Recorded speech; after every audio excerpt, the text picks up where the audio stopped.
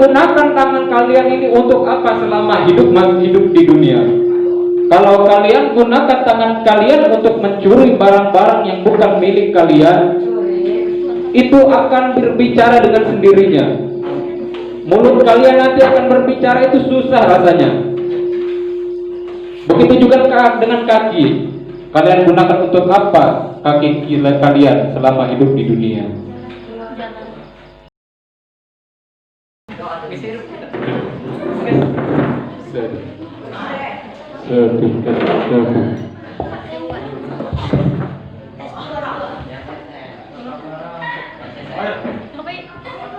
Bismillahirrahmanirrahim. Assalamualaikum warahmatullahi wabarakatuh.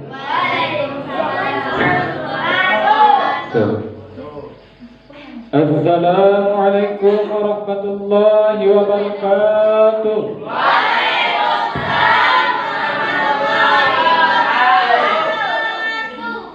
Alhamdulillahilladzi khalaqal mauta wal hayata liyabluwakum ayyukum ahsanu amala wa huwal azizul ghafur.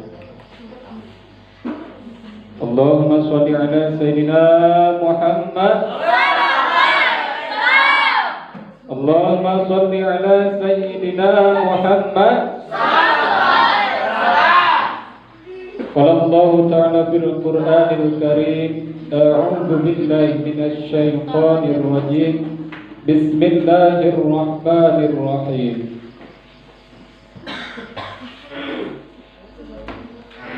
Fa idza jaa ajaluhum la yastakhiruna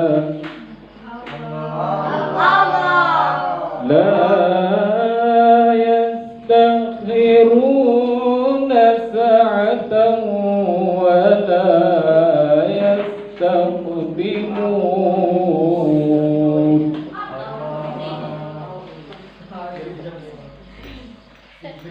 Qala Nabi Muhammad sallallahu alaihi wasallam. Qala Nabi Muhammad sallallahu alaihi wasallam.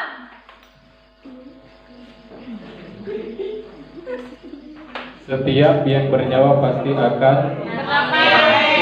merasakan kematian. Yang terhormat Al-Mukarram Bapak Pimpinan Yayasan Pondok Pesantren Nurul Islam Banjarwangi, anu sing abi hormati pada wengi ayeuna Bapak pengurus Pondok Pesantren sareng Ibu pengurus Pondok Pesantren beserta staf dan jajarannya. Yang saya hormati pada kesempatan malam ini kepada santriawan dan santriwati, adik-adik senasib seperjuangan dalam menuntut ilmu, insya Allah akan mendapatkan pahala dari Allah. Amin ya rabbal alamin. Kedua kalinya salawat beriring salam tetap tercurah limpahkan kepada baginda kita yakni Habibana wa Nabiyana wa Maulana Muhammad. Inna Allah wa malaikatahu yusalluna 'alan nabi ya ayyuhalladzina amanu sallu 'alaihi wa sallimu taslima. Pada kesempatan malam ini, sebagaimana yang telah saya bacakan tadi dalam Al-Qur'an, apa tadi bunyinya? Al-Qur'an yang pertama tadi dibacakan apa? Hah? Apa? Ada yang tahu surat apa? Tentang apa itu? Kematian. Tentang kematian. Fa idza jaa ajaluhum la yastakhiruna sa'atan wa la yastaqdimun. Apabila sudah datang suatu ajal, maka tidak ada satu orang pun yang bisa menghindari yaitu kematian. Walaupun takdir kita sudah ditentukan, kita tidak bisa menghindari apa namanya itu kematian. Kalau sudah waktunya mati ya mati. Walaupun kita mau pergi ke kolong dunia, keliling kemana-kemana, yaitu tetap akan mati. Bagaimana di dalam hadis diterangkan, setiap yang bernyawa pasti akan mati. Allah tidak memungkiri Apa dia itu anak presiden, maupun dia anak ustaz, maupun dia orang miskin, maupun dia orang kaya, tetapi kalau sudah waktunya mati ya mati. Kalau kita mati semua, apa yang kita miliki itu tidak akan dibawa mati, terkecuali tiga perkara, yaitu amal jariah, kedua ilmu yang mauti, yaitu ilmu yang bermanfaat, ketiga anak soleh. Itu yang kita bawa nanti ketika kita mati. Ketika kita meninggalkan dunia yang kita sayangi ini. Kita hidup di dunia ibaratkan sebagai seorang musafir. Tahu musafir? Musafir tahu? Orang yang hijrah dari suatu tempat ke tempat lain. Ya, ibaratnya contoh, ketika kalian mau pergi ke kota bumi atau kemana, ya, kalian pergi ke kota bumi, kalian berhenti di suatu tempat, lalu kalian melanjutkan ke tempat yang lain, itu yang namanya musafir. Kita hidup di dunia tidak akan lama. Yang abad yaitu di akhirat. Apa yang kita punya tidak akan kita bawa. Istri cantik kita tinggalin. Anak banyak kita tinggalin. Harta banyak kita tinggalin. Kebun banyak kita tinggalin. Apa yang kita bawa nanti yaitu 3 perkara tadi. Ya. Di dalam lagunya siapa? Roma Irama. Gimana?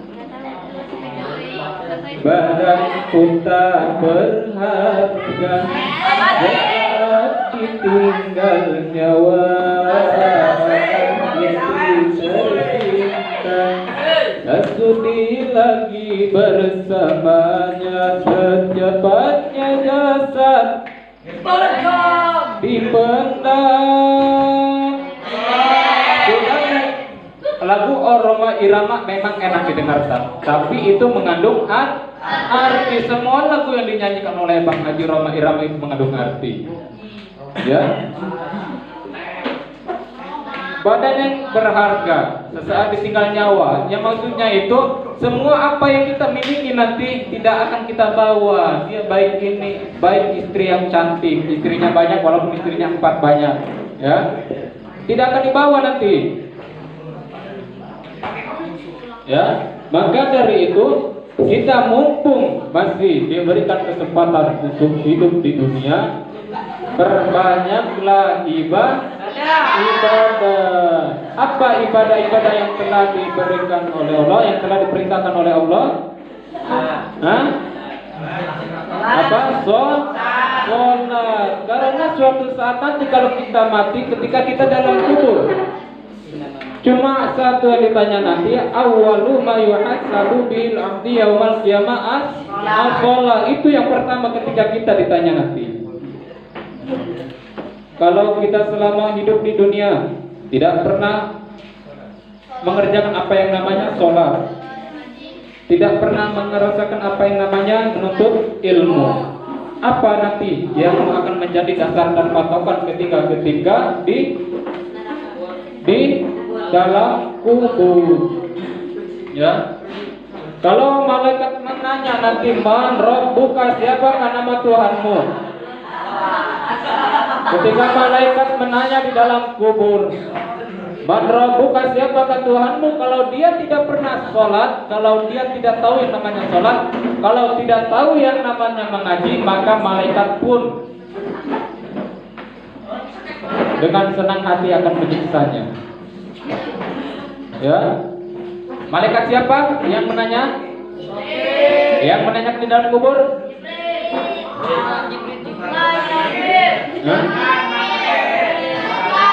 Ketika malaikat Jibril mencabut nyawamu, semua akan berakhir sekujur tubuhmu. Ya. Malaikat siapa yang menyebut nyawa? Oh, Jibril. Coba, malaikat Jibril tugasnya apa? Menyampaikan wahyu. Jibril, Mikail, Siapa yang malaikat yang mencatat amal baik dan amal buruk selama dikubur? Munkar dan nakir. Ya. Ketika kita di dalam kubur nanti, semua anggota tubuh kita ya itu akan dikunci. Mulut kita dikunci, ya. Mulut kita dikunci, tidak bisa berbicara seperti selayaknya kita hidup di dunia. Apa yang nanti akan menjawab ketika malaikat menanyakan kita di dalam kubur? Apa? Yaitu anggota badan kita, ya. Kalian gunakan tangan kalian ini untuk apa selama masih hidup di dunia? Kalau kalian gunakan tangan kalian untuk mencuri barang-barang yang bukan milik kalian, itu akan berbicara dengan sendirinya. Mulut kalian nanti akan berbicara, itu susah rasanya. Begitu juga dengan kaki. Kalian gunakan untuk apa kaki kalian selama hidup di dunia? Ya. Kalau kaki kalian gunakan kalian selama hidup di dunia itu pergi ke pengajian, pergi ke musola, pergi untuk belajar. Insya Allah itu akan menjadi saksi kita ketika ditanya nanti, ya. Kalau kaki kalian gunakan selama hidupnya pergi ke tempat yang tidak jelas, tempat yang dilarang oleh Allah, maka kaki kalian itu akan menjawab dengan sebenar-benarnya. Makanya mumpung dari sekarang kita masih diberikan kesempatan untuk hidup, kita gunakan kesempatan waktu ini dengan sebaik-baiknya. Orang yang di dalam kubur itu, mereka minta waktunya sebentar untuk hidup di dunia, untuk memperbaiki amal perbuatan, untuk memperbaiki amal perbuatannya walaupun 1 menit saja. Tetapi itu sudah terlanjur, sudah tidak bisa. Makanya kalau setiap malam Jumat ahli kubur itu diliburkan siksaannya untuk pergi kemana? Ke rumahnya masing-masing, melihat keluarganya. Kakek nenek kita atau orang tua kita yang sudah tiada itu pulang setiap malam Jumat melihat keluarganya. Kalau keluarganya setiap malam Jumat tidak pernah membacakan ayat suci Al-Quran atau mengirim doa untuk keluarganya, maka keluarga tersebut kembali ke rumah dan pulang kembali akan membawa siksa, akan menangis sedih. Tetapi kalau orang tua kita melihat kita selama di dunia setiap malam Jumat membacakan silsilah kirim doa, membaca Yasin untuk orang tua kita atau yang lain sudah mendahului kita, itu akan pulangnya dengan hati yang gembira. Karena orang yang bisa mengangkat derajat orang tuanya ketika di dalam kubur nanti adalah anak yang soleh. Seperti apa anak yang soleh? Yaitu selalu mendoakan orang tuanya. Karena doa itu senjatanya orang mukmin. Ad-du'a'u saiful mu'minin. Jangan kira kalian doa itu tidak ada apa-apanya. Doa itu adalah doa yang paling mustajab, ya. Karena doa senjatanya orang mukmin. Ya, mungkin tidak terlalu panjang lebar karena waktu sudah larut malam. Kurang lebihnya mohon maaf ya sebelumnya. Kenapa saya tidak sambutan, ya? Saya ikut modoro karena personil modoro kita kurang. Kurang apa? Yang satu dari durasi waktunya kurang, ya. Terus yang kedua kurang menghayati, ya. Yang ketiga kurang apa? Hah?